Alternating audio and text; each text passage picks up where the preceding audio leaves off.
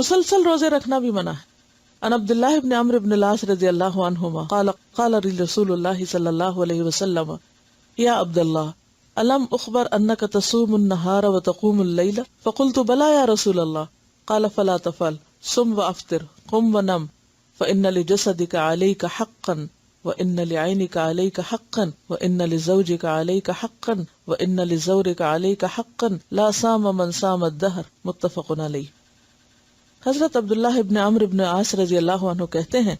رسول اللہ صلی اللہ علیہ وسلم نے مجھے فرمایا اے عبداللہ مجھے خبر ملی ہے کہ تم ہمیشہ دن کو روزہ رکھتے ہو اور رات کو قیام کرتے ہو.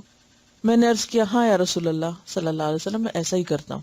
آپ صلی اللہ علیہ وسلم نے فرمایا ایسا مت کرو, روزہ رکھو بھی اور چھوڑ بھی دو, رات کو قیام بھی کرو اور آرام بھی کرو. تمہارے جسم کا تم پر حق ہے, تمہاری آنکھ کا تم پہ حق ہے یعنی سونا بھی چاہیے, تمہاری بیوی کا تم پر حق ہے, تمہارے مہمان کا تم پر حق ہے.